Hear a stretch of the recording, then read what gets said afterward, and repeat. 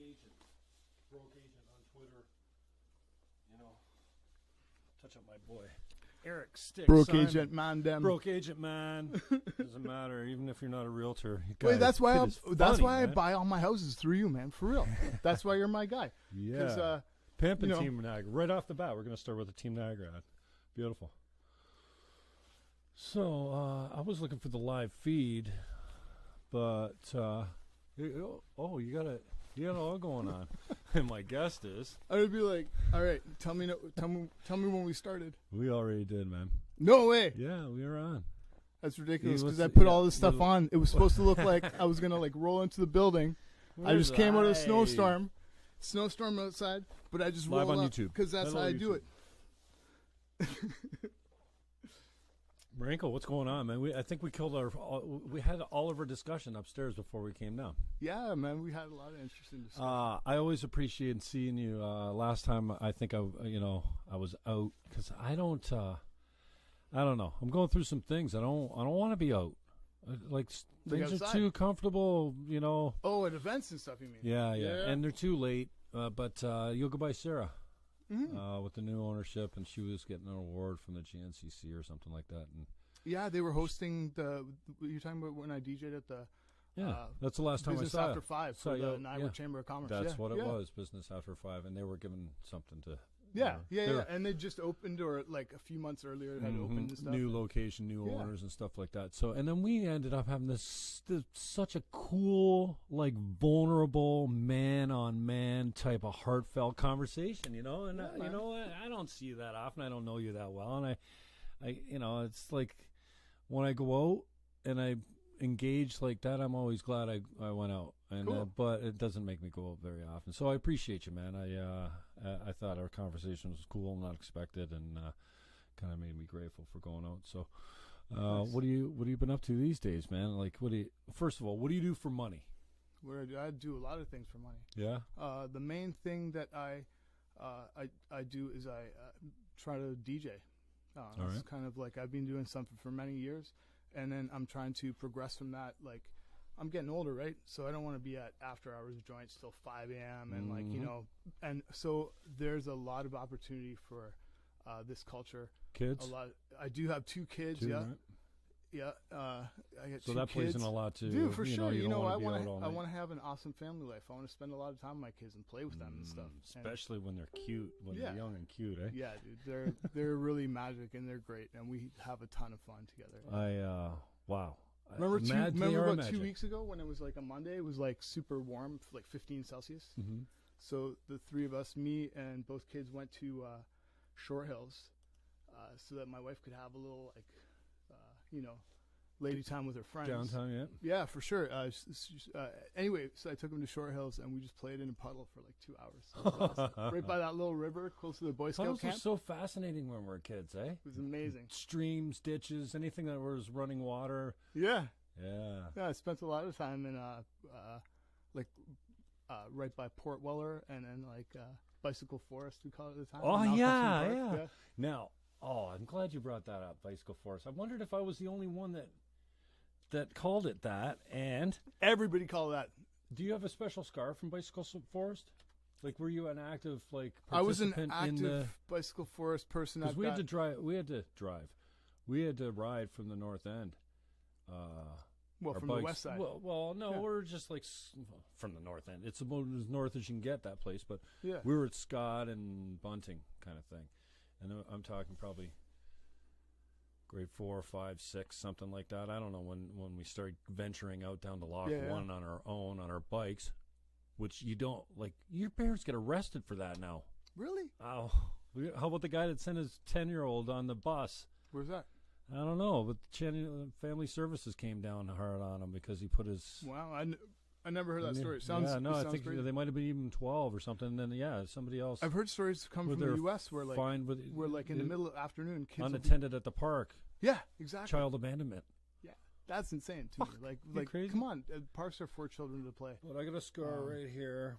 It's like a pebble in the whatever. Maybe it's on this one. You want to hear the most extreme example? I'm looking for the spot because the way I tell the story is when I came down this big hill and somebody had wiped out, and I ramped up off their bike, and you know, it's just like a child's story, right? That now, you know, I've been telling it for 50 years here and there. I can't find the place, the incident. I can't even find anything that's elevated this. Like, there's no, like... Drops? They're totally drops. Well, I don't know. There's not many, man. Dude, you can get hurt in Bicycle Forest. You walk through it, though, man. You can't find it. You can't find anything that resembles what it was when you were a kid.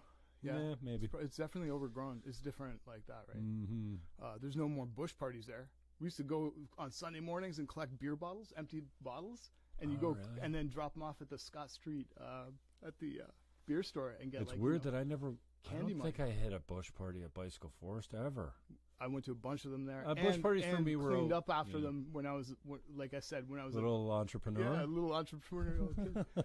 Yeah. Hey, okay, craziest thing that I ever heard. I wasn't there, but so apparently these dudes I know were all together, and the one guy had this bike that had a cracked seat, and they were somewhere trying to do a jump in Bicycle Forest, and this dude does the jump, gets a reasonable amount of air. Like at this time, they're probably like 13, 14. He jumps up, comes back down on the seat opens up, and it pinches, like, you know, a little bit of castration effect / you know, in the taint. I was like I say, I wasn't there, but that was the craziest thing I heard that happened there, like bike accident. It was just like, legendary, oh my fucking... urban legend too. Anyway, yeah, I found it quite disappointing, and I still go back every time I go there. I try to envision what it looked like in my head when I was 10, 12, I guess, something like that. And it wasn't that traumatic, but there was a lot of blood, and I didn't even know it was. I didn't know I was hurt. Yeah. Like I got up and I was pushing my bike. I think, I damaged the bike in the accident, I think. So it was probably pushing it, and then I just saw it was like blood on the end of my finger. I'm like, oh, what's this? Whoa! It's like big my drip, arm. Like I just saw. It's like, and I was young, you know. Mm-hmm. Bicycle Forest, Malcolmson Eco Park is what it's really called. I go there probably. I go there probably at least once. Are you a North End brat forever? I bought the house that I grew up in. Wow. Yeah. What street? You know, in North End. Okay. Yeah. Like, Bunlin represent. I'm at Bunting and Linwell. Yeah. Yeah. For sure. Bunting Linwell. Okay. Yeah. So Rochelle over, like, we were at Carlton. You were saying Bunting and Scott, right? We were on Glen Ellen Drive, Carlton Scott. Oh, yeah. Carlton Bunting, and then Two's place. Mm-hmm. So which was, you know. My aunt had, and my cousins grew up on Two's place. Who? Back in the day? Names? Yeah. Well, back in the day when I was there? Yeah, I don't know. Like, it was, let me think the years. It would be like up until at least, actually, I believe they still are there. Well, we were at 8. Stephen Murdoch's parents, he's still around. He's Enterprise. His parents were over there. Yeah, and then beside us were the Nichols, I think. And then there was the Neufelds. And then around the Coppers over here. Croakers were right next door. What did I say? Yeah, Croakers were next door. Yeah, Doug and Brian. Yeah, I knew those guys forever, man. Yeah, I think I. Did you go to Lockview? No, okay. Canadian Martyrs. Ah. Carlton, then Canadian Martyrs, and I went to Lockview and then Assumption. Yeah. So other way. Yeah, you're a little younger than I was, but yeah, we come over to. I spent K to 4 at Carlton, 5 and 6 at Canadian Martyrs, 7 and 8 at St. Alfred's, 9 at Simcoe, 10 at Notre Dame and Welland, and then 11 and 12 at Welland High. So I got moved around quite a bit. Yeah. And I had to take religion class one year, which was Catholic religion. So I just left the school after that. Notre Dame, you know, with the gray chords and whatever. And we had to take, I went to Holy Cross, and we had to take religion class. And for half your lunch? What was that? It was half my lunch in a semestered system. That sucked. No, it was an actual course credit. Oh. I believe they lumped it under sort of psychology or humanities or something. I don't know exactly. I don't remember the curriculum now, right? But honestly, dude, that made me question. There was a world religions project in our last year of that in grade 12. And so the deal was like they had this textbook that just was like intro to a bunch of different world religions like Islam and Buddhism. And, we need more of that. Dude, it was incredible. And it made, basically, I felt like a lot of those people in that class questioned all of these religions, you know? Yeah, and that's put what them I on think. this More, equal level. And more like, you know, knowledge about the world religions would make us a healthier people for some strange reason. I don't know. Yeah. I think it just it helps us understand. It's like, yeah, if you grew up next to a Catholic family and you had a good experience, then it's a good experience, right? You have good and bad with everything, but and so if you're familiar with something, if you grew up with a Muslim next door, maybe like you're probably way more tolerant because he's your neighbor, man. You guys got to get along. You know what I mean? It's got to be bros for sure, because you live beside each other. It's like I've heard crazy examples of that where like people interfaith live together for generations, for years and years, and then have like crazy conflict, like what happened in Yugoslavia in the early 90s, right? So it's like it's crazy how those dividing lines can happen, right? Yeah, so and then our tribal natures too. It's so natural. Yeah, it's natural to hate the yellow man or the brown man or the browner man, because I mean we're brown to some level. I don't know why we're called white. We're a different shade of pink, actually. Yeah, dude, we're all different shades of brown, people, man.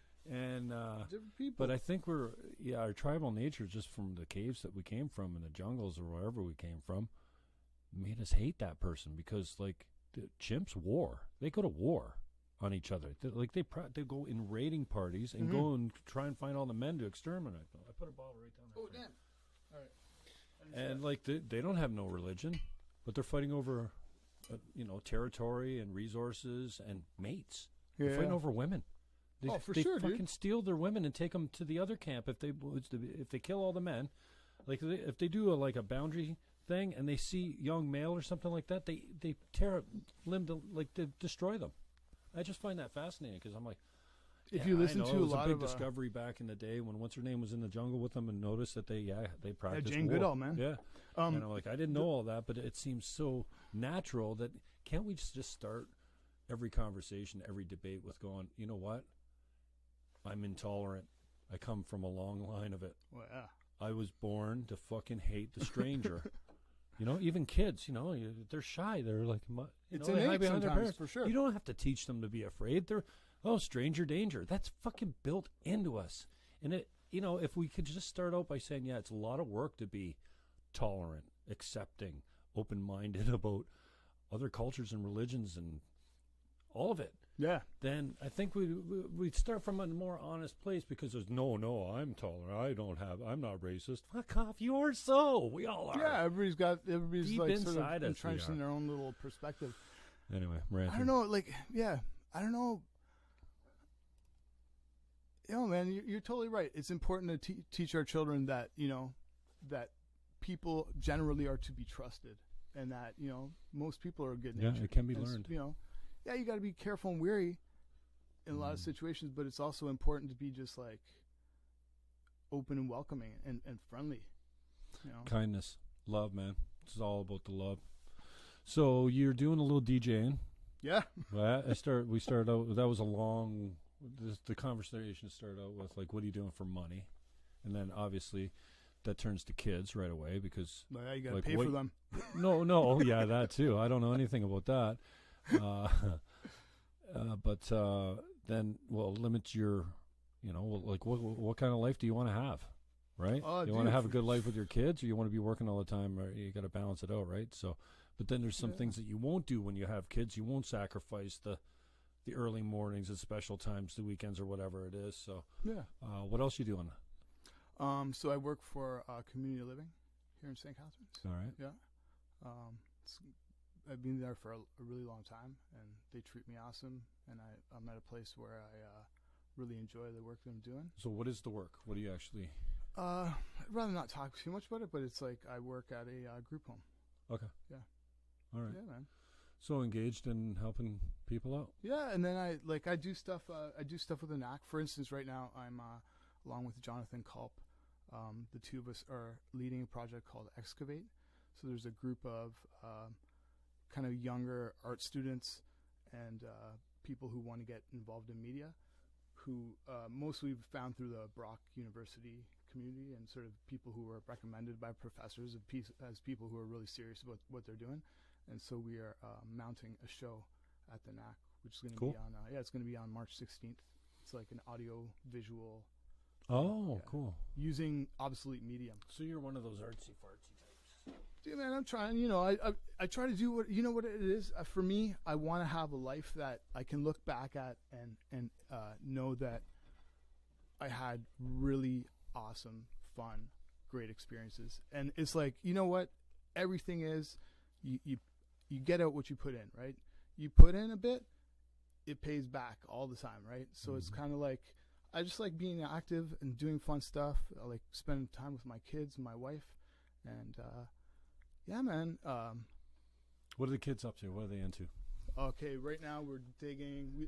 Literally this week, we've been digging these kids yoga classes. So they're on YouTube, and they tell these like popular culture stories through yoga moves. So it's like there's like, oh man, it's yoga for kids. It's on YouTube.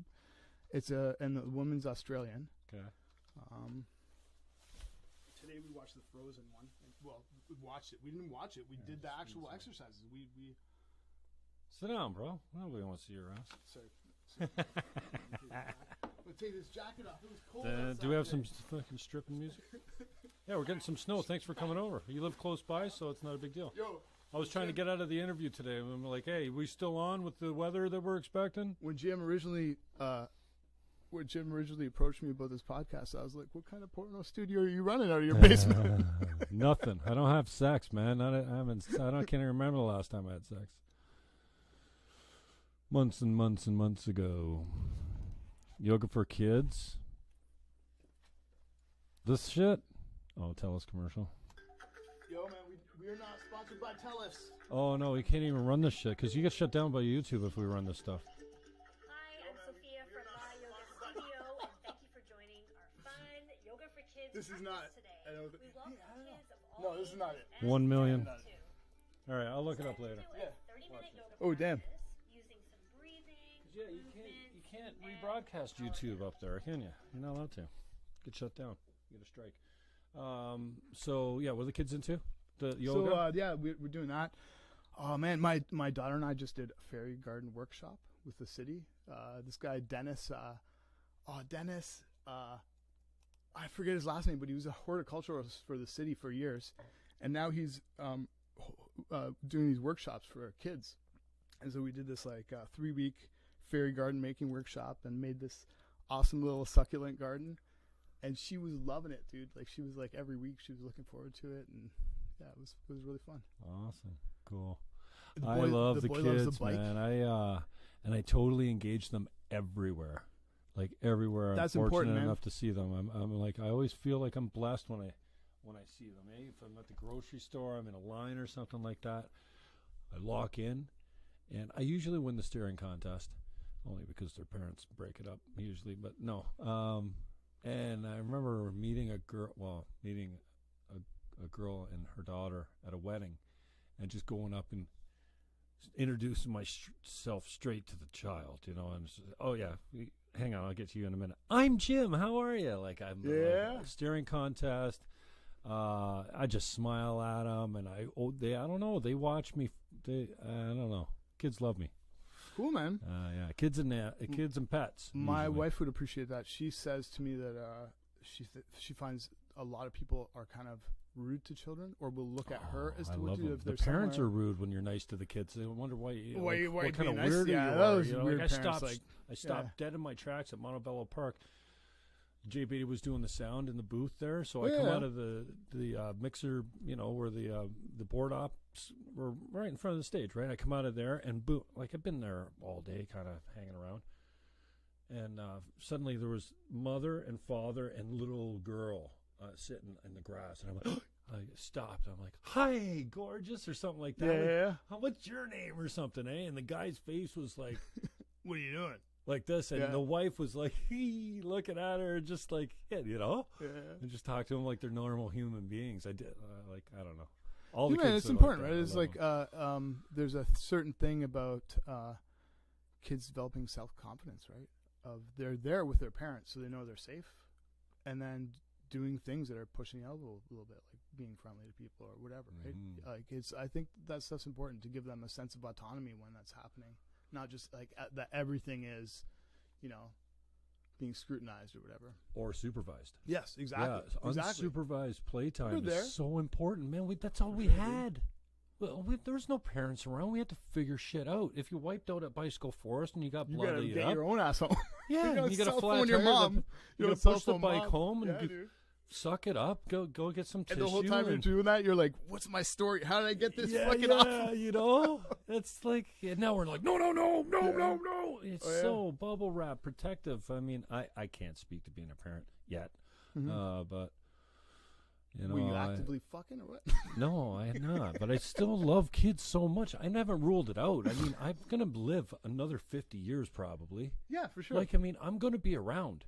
Everyone's like, I said it in front of one of my good buddies from Welland the other day. Mm-hmm. He's my French-Italian Wellander. Three strikes right in a row. French, Italian, and from Welland. I can say that because I spent some time in Welland. And I'm horribly racist. What's up with this racist podcast you're running? I can't remember why I was even talking about him. Why was I talking about him? Hey, oh, man. So, the kids. Oh, yeah, the kids. No, I said this in front of him the other day. He's like, whoa. I don't want to hear it. You know what? Tell your other friends. What, are you crazy? I'm going, you never know. I could still have a kid.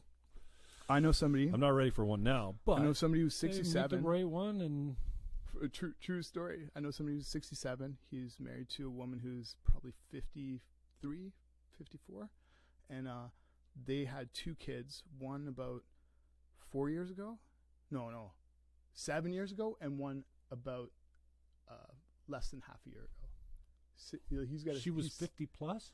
She's 50 plus. They had to have medical procedures, but they have 2 babies. Yeah.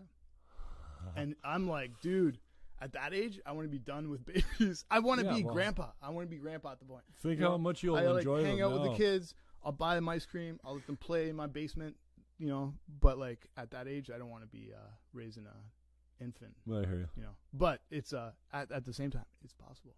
Yeah. We'll see. Fate, man. God's plan. Who knows what the hell? First thing we got to do is get you a uterus. I was thinking the other day. Well, if I'm serious, when I'm serious, because I might become serious about this topic, you could always rent a. You're serious about having? Well, you could just rent a womb. Dude, man, rent a womb. I was more talking about. Like, there's got to be women out there that are like, you know what? I want a baby. I want good stock, but I want no relationship. I want I want a father to take, to have custody and raise the child and all this kind of thing, but I don't want that. Such agreements absolutely. Well, I just don't want to be a couple. I just want a kid. Dude, and I'm willing to share a kid with you.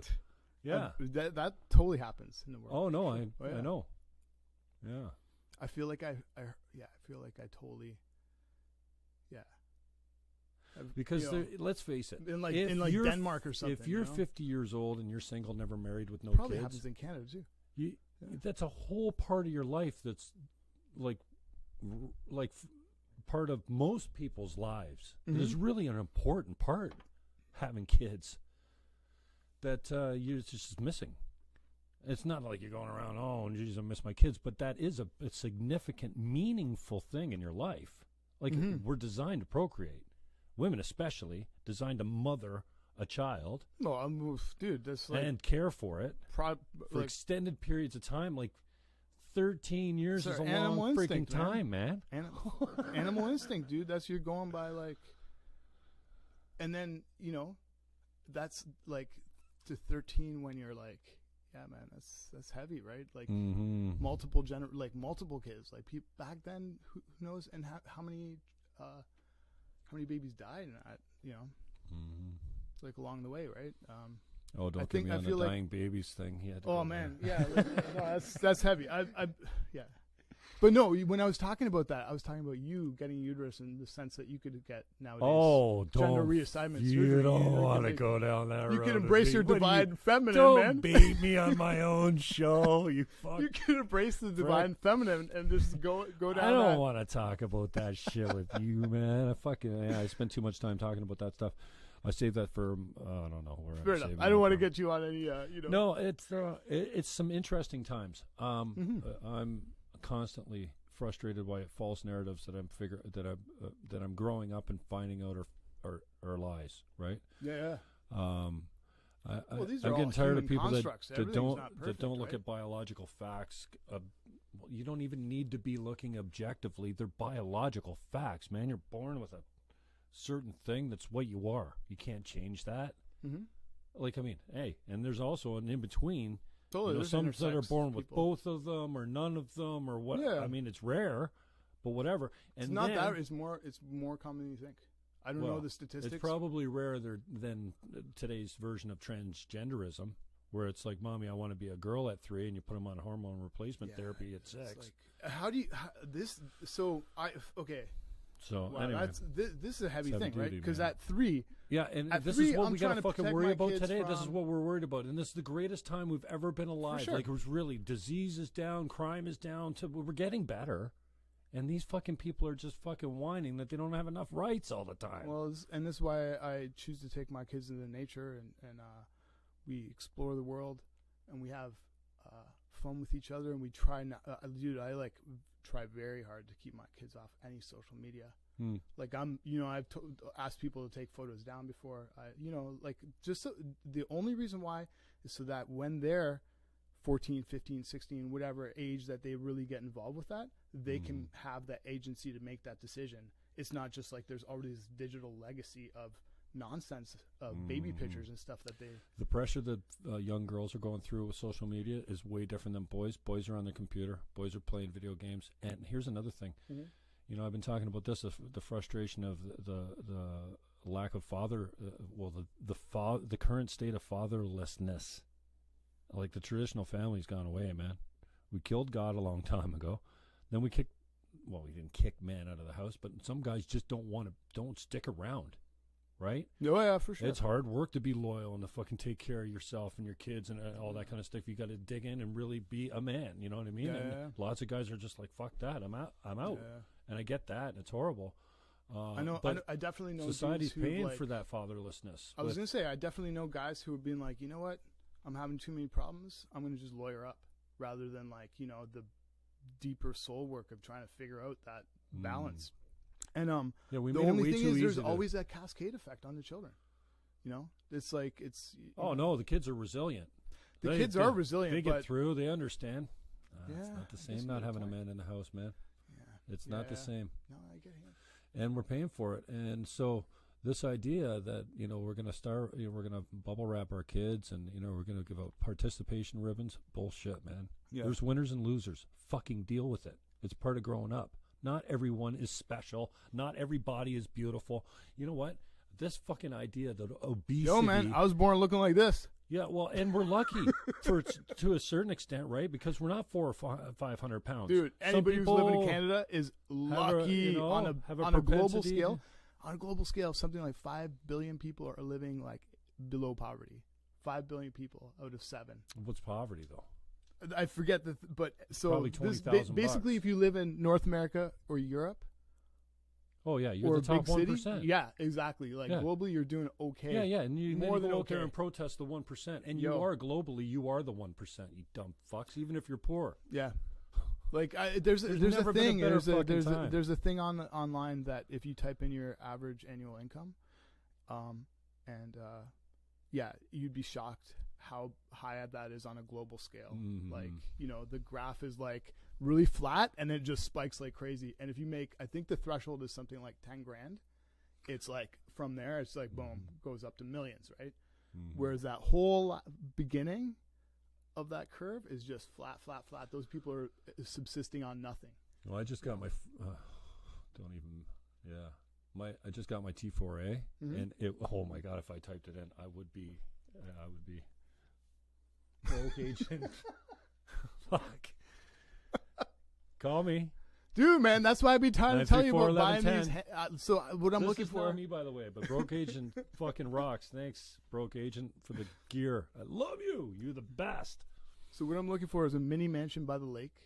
I want it to back into a creek. I want it to be like walking distance from the shores of Lake Ontario. Yeah. And yeah, man, got to be close to bicycle forest. Yeah, man, good times, good memories down there. It's and I was surprised that when I went back through there looking for the scene of the crime where I, had this episode, and it was such a great story. It's kind of like we're racing. I'm following this girl, and she wipes out in front of me. I got nowhere to go, so her bike's like angled like this, so I ramp her wheel with my bike and.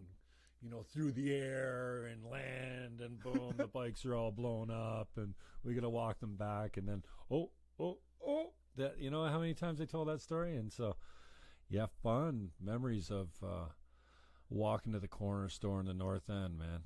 Nice. And now, it's just we don't let our kids free range much anymore.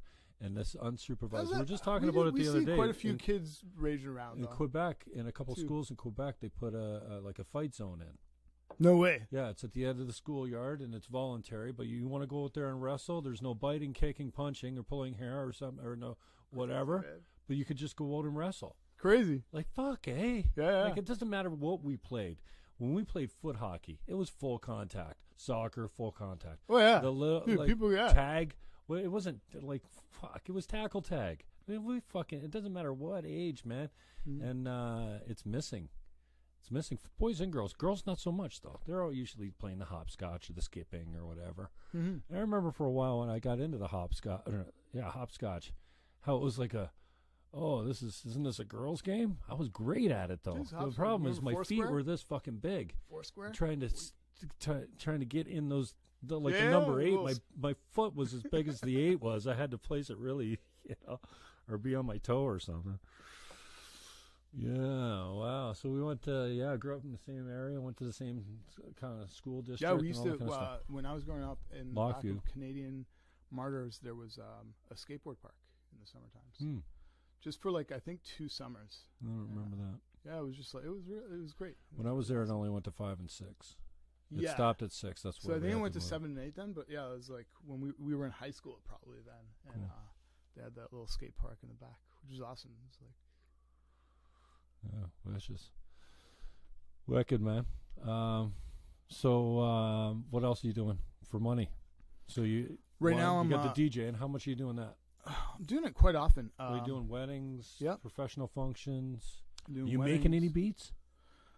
Dude. So. I really want to make beats. Here's the issue. There's only so many hours in a day, and basically making beats and then, trying to sell them nowadays is very difficult. And you got to really put in, so it's not just like you make the beat, but then you got to put it up, you got to promote it. There's this whole, and you're largely making zero money. Especially at the front end like that when you're starting out. And honestly, I just can't, especially with small kids, I can't dedicate the time right now. Where's your business coming from? Referral mostly? Referral. I do a lot of fine dining stuff. I'm doing one of the things I'm super excited about, I'm doing the sound system. So I custom built the sound system out of these bamboo wooden enclosures and these, bespoke transducers. And I put them together and installed the thing in the space, and I'm going to do playlists for him too, which is for Chef Adam Heinem Smith. He used to run El Gastronomo, and now he's opened a place called Dispatch on St. Paul Street. And his partner Tamara Jensen, the two of them reached out to me, and we did a couple pop-up events, worked together in the past like that. Did a thing at Kwang Chao. At NAC, where these chefs set up a one-night feast at Kwang Chao, like an awesome little dive in downtown St. Catharines, and we DJ'd. It was Dave, the guy who plays dub on CFBU. I forget his DJ name. Anyway, it It was that guy, and then it was great. But it was like anyway. So we touched base in a few events like this, and there was a certain vibe, and then they approached me about it a while ago. This is like permits and contractors and designers and everything later, like months and months of work. But it should be open anytime. Oh. Yeah, like in the next week or two. Oh, nice. Well, So- make sure you touch me up. Dude, for sure, how much man. I love my food. Nice. I've been trying to connect with that, and like we live in a place that's so rich with that kind of culture. There's amazing wines here. There's like so many awesome breweries now. There's distilleries, like, and then you combine that with like world-class chefs in all over Niagara, and then even in Toronto, which is not very far away, and Hamilton. And we have like so many culinary treasures and so many like cultural traditions that are just like that we can choose from in Canada. And it's awesome, man. It's like, so I've been trying to embrace that. Is like I think so many DJs get stuck in like, okay, clubs and weddings and corporate stuff. I'm trying to like go beyond that. Another thing I've been trying to do is build a educational thing. So where I come into a school, I show people the concept of DJing, just in the sense that it's a way to tell a story using other forms of media. Like, obviously traditionally DJs are about playing one song and then another song and introducing the songs in between. But like nowadays you can use basically video clips from anywhere, images, any kind of audio. So there's so many ways to tell a story in real time. And I think a lot of applications in kind of new media and cinematography even. I think nobody's even touched the possibilities of scratching video clips to tell a story, like a montage. So you're using a projector on most of your... I am. I do use a projector quite a bit, yeah. Not always, though. No, not always. Yeah, it does throw an interesting thing into it. Yeah, I think that's where I've been... mess around with. I like, yeah. Such a difference. And that's where I think I've been having a little bit of a block is with the video aspect of it, because I've been an audio guy, a podcast guy, I'm an AM radio guy. I'm not used to like having to watch myself to hear it, you know what I mean? And I think the podcast is way higher listened to than any of my YouTube stuff. Mostly, yeah. The podcast really outperforms the YouTube stuff. Even if the YouTube stuff does well, my podcast does better. And then you get the cheap views on Facebook, which I'm starting to not go there anymore. I'm not live streaming from Facebook anymore. I just put you up there. I just put Marinko here. I put my page up on YouTube, so you got to go find it. Cool. Yeah, but it's just because I just found this. If I get 1,000 views in a week, there's not 1,000 full views. No, people are clicking on it, checking it out. I want to know how long they stay and hang out for. And even though the metrics or the analytics aren't great on YouTube, I mean, they're okay. Have you heard about these things called click farms? No, what's that? So basically, I think it was on Spark on CBC, the radio show. They talked about basically services that you can pay to have artificial views on your... Who wants that? Well, so stepping back to talking about making beats is like one of the things I've thought was like, so what if I make this beat and then I pay these guys like $30 for, I don't know how many views you get for $30, but I bet a lot. Yeah, but nobody's is that a way really to looking at it? But then was that?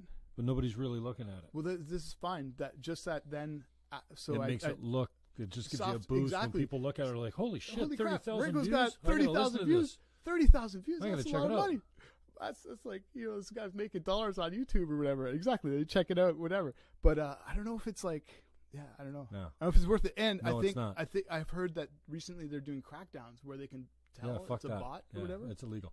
Yeah. But It's illegal. Is it really illegal? Oh yeah. Oh. No, it's not illegal. It's against their terms and conditions. Fuck All the social media. terms and conditions. Yeah. I didn't read that. Did you? You clicked that you agreed. Didn't matter if you read I didn't read it. Yeah. My lawyer, I got a really good lawyer, and he agrees that I didn't read it. Yeah, most of the I think they call them APIs. Like their little extensions. Like I love the Twitter extension that I put on my Google Chrome. Yeah. Reduced, like unfollowed everyone that I was following. It took me to 0. I got to start over again. Cool. And now I'm back up to I don't know, 4,000 or something like that of people that I follow. Mm-hmm. But my feed was too sketchy. It was too diluted with garbage because I was following everyone. Yes, when you don't and have so it. when I started out again and I had 100, but I lost 800 followers when I unfollowed everyone. Huh. Like over 4 or 5 months, I lost 800 followers. Like they just went down because I unfollowed them. I think, honestly, a few of you were pretty happy when I unfollowed you because then you could unfollow me and you didn't have to feel like you're, hey, I was going to say, what happened? You unfollowed me? No, you unfollowed me first, dummy. Oh, Jimmy unfollowed me. Fuck him. I'm unfollowing him then. Me and this guy had a Facebook feud. Did we? When? I'm fucking with you. When? Oh. I'm just messing with you. I'm totally messing with you. Dude. Oh, it's funny. Hey, you know what? Dude, that happens, insane. though. It's insane. You know, whether, that this seriously. is the world we live in now. Like, that there's this, and there's, once upon a time, right, you could have that weird interaction with somebody that could be taken both ways and construed as weird. Whereas now they could take a screenshot of it and be like, see, this is exactly how you behaved. Talking about crazy consequences. I like the video, man.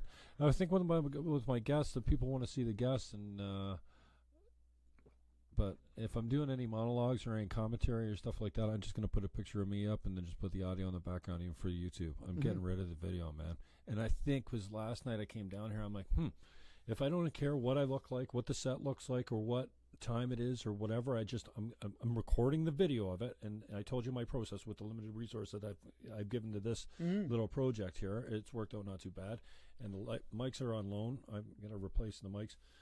T. Barron, thank you very much. I've done that multiple times, thanking him for these are good mics, man. So he's getting them back Friday. AKG. Yeah, 414. Gangsta. 414. These are good mics. They're way better than anything that I need. Like, these are really high-end mics. You know what I mean? Man, we repping AKG 414s. But so yeah, just the way I do it is, I kind of sometimes I put some titles on it. That goes into iMovie, do that, then re-export it back to the camera, then upload it to YouTube, and then strip the audio from the YouTube. So I just do a cheap one of those YouTube to MP3. You put the link in, and it strips the audio off, and you download it. Oh, cool. It's cheesy. After you finish and then I recording, say like an hour, whatever, how much longer do you spend after that? It takes a long time because it takes a long time, man. Just uploading it takes hours. Yeah, to get the video off your computer onto their server. Off my phone up to YouTube. It'll take, like, if I'm doing a 2-hour show, it'll take 4, 5, 6 hours sometimes, depending on the internet speed or where I'm in the house or whatever, or like, or whatever cell I happen to pick up or something like that. Oh yeah, I didn't put this one on. Go see the broke agent. I want to make sure this is still recording because I did not put it on yet. You okay? I thought you told me this guy's a good real estate man. You got it. Nobody ever calls me, but just in case they do. Now I'm on airplane mode, so it won't kick the video out. I see. I didn't give some love to the broke agent yet, did I? Broke. We did talk about broke agent. Give me some. Yo, man.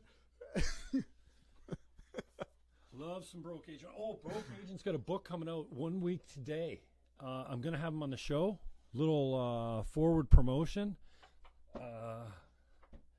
Yeah, broke agent. He's coming on the show. Give me a crash course in real estate as broke agent would tell it. Oh, come on! You could give me a little summary. I can't do it justice, man. I bet you could distill. No. If I was to say to you, "Hey, man, what's broke agent?" I'm going to check out his site, but you got to tell me more. Okay. Before I like your shirt. You're baiting me. Shirt. I got it. What is that? He's a good guest. He's a very good guest. Full-time comedian, part-time realtor, and branding genius. I like the key. Very good in the social media department. Very good in the marketing, the branding, what they call branding now. Pretty funny, pretty unique sometimes. You know, we all fall for the cheap memes type of thing, and he's no different than anyone else. You got to just content. You got to put it out, even if it sucks, and it's not a hit. You just got to keep content. Yeah. So rather than for the click farms, you just put, social media kickback is pretty good if you're looking to get views or traffic to your website or stuff. But I partnered with the sound. So rather than making music, I partnered with the sound to do these monthly DJ mixes. What sound? the sound is that the STC yeah, sound. Yeah. Oh, really? Yeah. So every month I do a mix, and I put it online, and then they run a little blurb about it. Yeah. Have you visited Rocker Town yet? No, I haven't. Shame on you. Tell me more about the sound thing. So what do you do? If you type in the sound Marinko monthly mix or something like that, or Marinko, it should come up. Marinko. That's how you spell that. If you're wondering, if you want to try to get a hold of Sound.ca. The sound what? The sound rocks. Wait, I was about to twerk for you all again.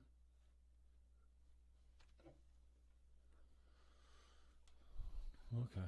Anyway, yeah, it's like so, but dude, it's dismal. Like I think they're like 50 views ish, maybe less. Oh yeah, well it's tough to get people trained for it. For sure, yeah. But that's similar. You got to put it out. If you don't put it out, you're not going to get on the map for sure. Similar to what I did with Rocker Town. Mm-hmm. Is that your website? Rocker Town? It just plays Niagara music 24/7, no commercials. Cool. Yeah. Dude, I gotta get something. I didn't know that you have that. Yeah. I just bought it less than a year ago, but I'm serious. You won't hear two bad tunes in a row. Nice. Emily Andrews, awesome. I know Emily. Is this her? I might have a naming issue with the database because this is not Emily. Oh yeah, this is not Emily. Chino Flute too. Unless for some reason Emily Andrews got her name put in a lot of the songs here. Who's this? Chino Flute too? Yeah, all Niagara. Nice. I don't know half of the music. So it's still fresh for me. When I put it on, I'm like, hey, who's this? Yeah. Oh, dude, it's endless, right? There's a lot of talent in our community. Mm. So it's cool, man. So, yeah, I'll check this out, the sound, STC. And we were talking about My Son the Hurricane when we were upstairs. Yeah. Yeah, man. Yeah, Dano and Jacob on over the last couple months. Jacob brought his kid, Frank. Mm-hmm.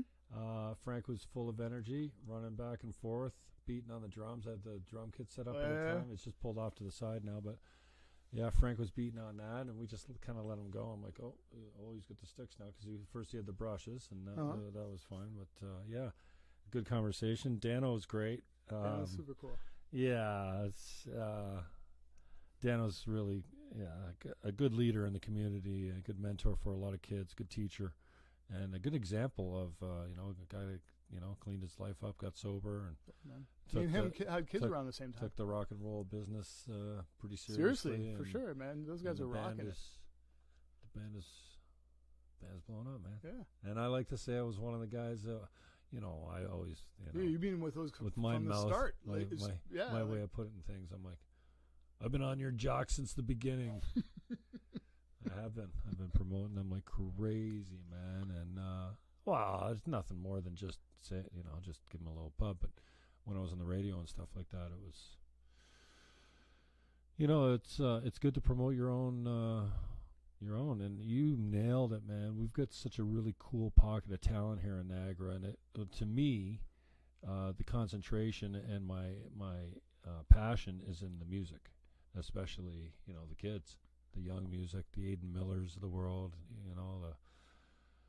the G. Sharp Yahias, the Jesse Reeds, just fucking guy's a legend, man. He's going through some stuff with the spinal surgery and stuff like that. Like, I know, man. It's heavy, man. It's just a really deep pool of just. You know what it is about Niagara? Just talented people, man. One thing I found about Niagara. So I lived in Toronto for quite a while, and back and forth between Toronto and Niagara, and everybody in Niagara is super supportive of one another, and there's a huge resonance, and then everybody's shaking hands with all these friends in Toronto too, which is amazing. It's like, so we have that big, like that, because Niagara's regional, but it's an international destination.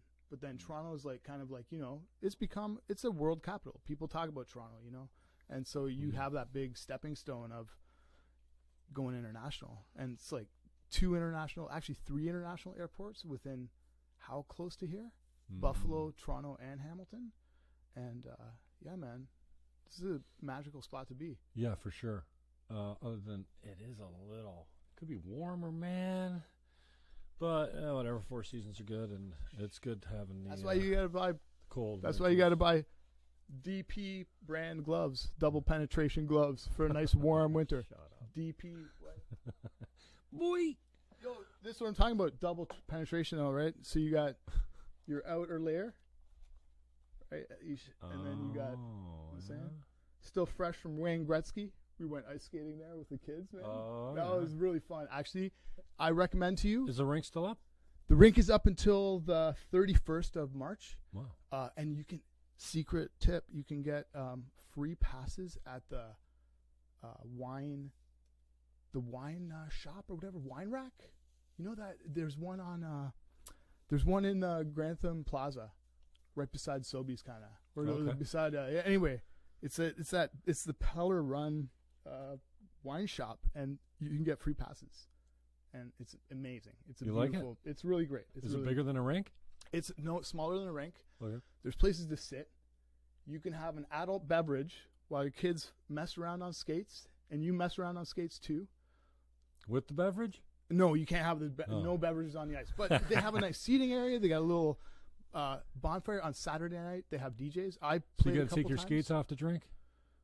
No, you don't. They have rubber mats. Oh. I mean, it's wise not to get wasted there, obviously, with skates on. But, you know, dude, a drink. If I'm going you can have skating, a drink. I'm going to get obliterated. Come on. I went on. If I got to spend that much my time wife with and the I kids shared one drink. and actually. the wife, like, forget that. I need to be blackout drunk. Dude. We'll see. Wifey and I shared. We shared one drink. We shared a winter. No joke. Winter cocktail. It was mulled wine cocktail. Anyway, it was very nice. Disgusting. It was beautiful, man. Okay. You know, warm. Warm alcohol? Yeah, dude. Yeah. Like, you know, like kind of like glug. Cider, like something. Yeah, like you know, Scandinavian glug. Yeah. Not my thing. Alcohol should not be warm. Should be cold. Well, that's cool. Yeah, I've seen a lot of people going out to it and whatnot, and they rent blades there too, right? I think so. Yeah. Yeah. No, it's cool. It's really. You know where we've also been taking the kids to. Oh man, we've got a secret rink that I'm not telling anybody about because I've seen all sorts of warnings about ice thickness, and I don't want anybody falling in and trying to blame it on me for telling them to go there. But there's an amazing secret rink, and then we've been going to Fort George too. Fort George. So what's just for the kids? No, they have a ice skating rink there as well. The kids love it though. Yeah. Free skating rink. All four of you going? All four of us going. Most of the time. Are Sometimes they good, free? sometimes after work. Can you and leave them sometimes- by themselves? Are they good to skate? They know how to skate? No, yet? No. Not really. You gotta be beside. How old them. are they again? My daughter's 6 and my son is 3. Oh Yeah, they're small, man. But you know, like I think I started skating at 5, but not well. My daughter's got the so she'll be free soon. the frame, but she's just made a leap. Literally in the last week, she's like frameless now. It's amazing, man. We got practice. our new skates. We got a better skates. When I had a rink in my backyard, dude, Yeah. my hockey went another level because I was always out there. Yeah. I just skate until dark and then past dark. You know, Yeah. I had to fucking put the lights on afterwards. Yeah, Totally, my man. skills, it was almost like I remember Tommy. Was it Tommy McIntyre?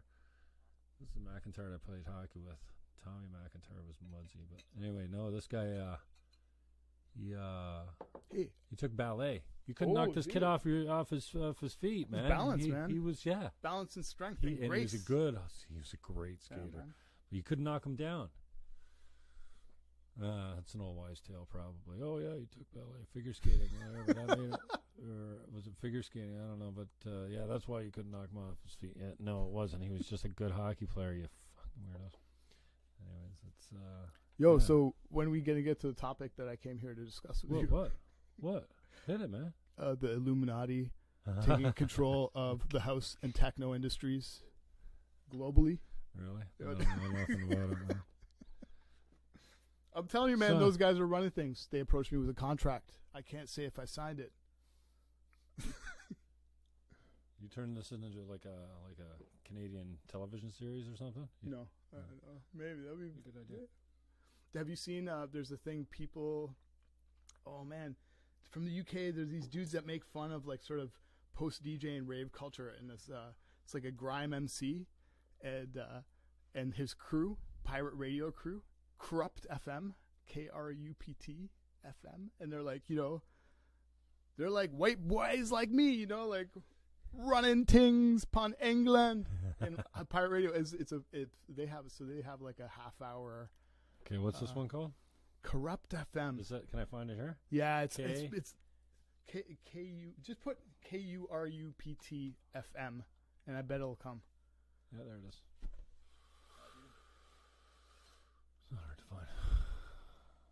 Oh yeah, dude. Fuck. So you like these guys, eh? Okay, so who else are you listening to? Who are you digging? Who are you crushing on? Who's been in your deck for like 3 months? You're just playing it over and over and over, or do you get like that? Do you get like that with music? No, yeah, I was surprised when I went like that with 21 Pilots. I went deep into their album, their first album, or not, whatever. I think it was their first album for me. Oh, this is like perfect. It's good, top to bottom, man. Yeah, it's good. Progressive pop, is that what you call it? Yeah. What are you listening to? What's your genre? Aggressive pop. Aggressive pop. What's your genre? Well, I listen to everything. What my genre is, I've been really getting. You got into multiple genres that you go back to all the time. Well, I got a infinite genre business. I will play music according to what my clients' needs are. Right. So it makes me a better DJ if somebody tells me they're really into, early 2000s and late 90s hip hop, and they want me to rock their wedding with that. Clean versions so their mama can. Okay, what's an example of those bands? Oh, like Biggie Smalls and Next Tupac. And Tupac. Yeah, it's like who else? Like Dipset from New York, Jay-Z, Nas. Nas a little bit earlier, but Nas is 50 seminal. Like even like Wu-Tang and stuff like that, and Rocket, Ja like Rule.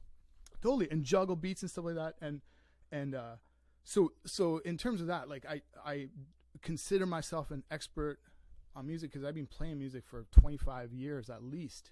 And I've been doing research all that time, just collecting names and building a collection of music. I used to be a music journalist, so I was like writing about different bands and stuff and getting a ton of promo material from all over the world. And but what I really like is right now I'm in this sort of corrupt VHS aesthetic. So it's sort of informed by vaporwave, a lot of like early 80s boogie and late 70s disco kind of loops and inspiration, and then but really dreamy and airy and kind of like lighter than air, total fantasy music, So that's what I've been digging a lot. And actually, what, my trip to Croatia started that whole so I was playing on what would constitute as one of the Balearic Islands in Croatia. It's not a Balearic Island, that's in Spain, but it's like, off the coast is this beautiful little island really close to Dubrovnik. Third of it is a national park. And there was a tiny bar called Hippocampus where I played some music, and just preparing for that gig and thinking like people are going to want to chill on the beach with children, have a couple drinks, walk back to their place where they're sleeping. And so just like getting in touch with that kind of dreamy vibe sort of led me in this direction, like finding, like beach music basically. So you just happened to be playing a festival out there? It wasn't a festival. It was like a small venue. It's a How'd beach you hook bar. that up? My family's from Croatia, didn't take much convincing and finding somebody who was like, yeah, that sounds awesome. You go there all the time? I'm hoping to go there this summer, and I'm hoping to actually go to between Barcelona and Marseille, kind of in the south of France, and to this small town called Azy, where I have a link up in Azy. So we're going to do art project there, a free public thing in the streets. So right now we're having a funding issue that we got to take care of, but it looks like it's going to happen. We got to, yeah. So there's like, trying to do crazy cool stuff, cause I'm like at my heart of it, all this started for me from radio too, cause living in Niagara, we have one of the biggest concentrations of radio signals in the world here. And we got Toronto just north of us, massive market. And we have Buffalo just south of us, and it's pretty flat here. And we get all those stations, and then Rochester even to the one side. Like we're at a huge concentration of radio signals for sure. And because of that, I spent countless nights just listening to cool music and making these tapes of interesting sounds and songs and stuff that I heard on the radio. And that was kind of my introduction to all this stuff. So it's kind of just what I love to do since I was pretty young. Mess around with music, collect music, and then edit it. How do you get the expanded AM? Well, there's shortwave radios you can get. AM, the bigger antenna you have, basically, the more of a reach you're gonna have, right? Like you can have even because at night you'd pick a lot more up for whatever reason. The AM signal modulates or better at night, transmits better at night. Oh. That's why you can pick up Ohio or something weird on a AM dial because I can't remember exactly, but there's something that a clear night I think amplifies the amplitude modulation. Is that what AM stands for? Frequency modulation. Yeah, I can't even believe I had this discussion with Tom. Well, it wasn't much of a discussion the other day. My calls to the radio show, but it was International Radio Day, I think. And nice. I'm like, how do you think AM radio survives? Or radio in general, like especially AM radio, because, well, number one, I think cars is a big thing for FM radio. Oh, yeah, huge. And then now also all those stations are broadcasting on satellite and other carriers, right? Like if you I wonder about cars, man, because these guys are going to figure out that the radio is not giving them an ROI at their dealership or sales anymore. It probably hasn't been for a long time. And they put that shit on Facebook, Instagram, and Twitter. The impact is obvious. Like, I mean, we were talking about this earlier. You can't just put a $30 ad up and then walk away from it. Go, oh, that didn't work. I didn't get nobody bought my thing. It's like it's a hit. You got to have a sustained strategy. Yeah, and content is very deliberate. And if it doesn't work, it's because it sucks, not because Facebook didn't work. Because it's putting you in front of people, and it's a really undervalued medium right now. As far as because, when Google first came out with Google AdWords, you could own whatever word you wanted for really cheap. Now you want to own that word, it's expensive. And that's because in the beginning it was a good deal, and then big business drove the prices up, and apparently, social media, Facebook especially, Instagram especially, but Facebook too still is just a really good return on your ROI as far as putting you in front of people. Like what do they call it? People who are most likely to go cap something per thousand or whatever it is, or I can't remember.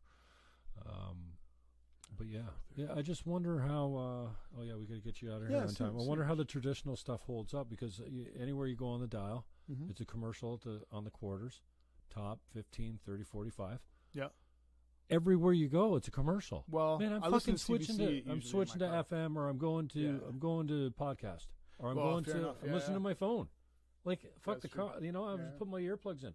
But even in the car, I'll switch to CD or satellite, or I don't have satellite, but a lot of people are getting it probably. Maybe not a lot, but I'm just talking about how do the traditional formats stay alive. I can't tell you the last time I watched a TV commercial. Part of it is all the shows I watch don't have commercials. Part of it is demographics too, though, right? You got to think about people.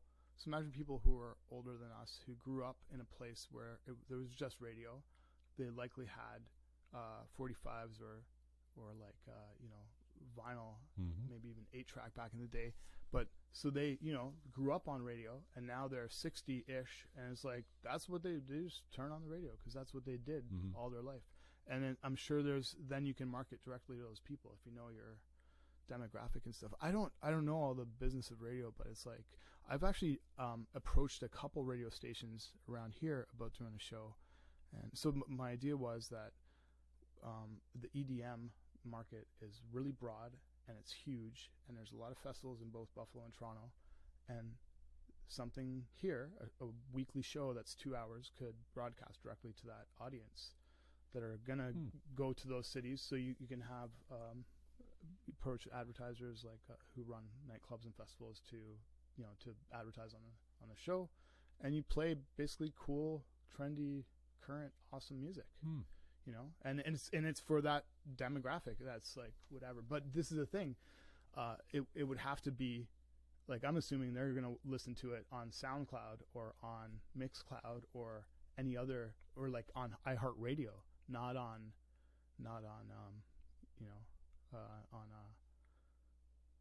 on the radio. not on. So I don't know how to justify that or whatever. Like, cause I mean, I assume some of those kids though are also gonna have radios in their car and occasionally turn them on. But I don't know. I'm sure somebody's done research about that specifically. All right, what gigs you got coming up? You got anything you want to promote? Just before. Okay. Actually, yeah. If you got to go, you got to go. That's cool. But just in case we this forget. This Sunday at Sunday. Yeah, it's a monster truck challenge featuring Suzuki Niagara on the violins. That was kind of a pun. Anyway, it's the Suzuki Niagara annual fundraiser, and it's in the afternoon. It's at what's Suzuki Niagara? Suzuki Niagara is a basically music education program, and it's based here in Niagara. Suzuki Method is about teaching people music intuitively. So rather than like being super rigid about technique or stuff like that, it's like you're meant to learn music by ear first, and then as you progress, you learn the notes more, like the actual notation stuff. And so we've had our kids in there since they could walk pretty much, right? Going to different lessons and stuff like that. Well, and sounds interesting. And so Danielle Marconi, who also collaborates with me on Echo, Danielle's super cool. And she approached me to DJ this year. So from 3:30 p.m. until 4, when the concert starts, I'm going to be DJing. It'll be totally reasonable volume. You don't have to cut. It'll be like quiet. You don't have to put the earphones. Yeah, on it's not going to be. It's not. This is. It's a classical music concert. So I'm going to play some beautiful stuff that ages, gets people obviously. All ages, completely all ages. I think it's $5 entry. They have an awesome. They have a secret. Not Secret Santa. What am I talking about?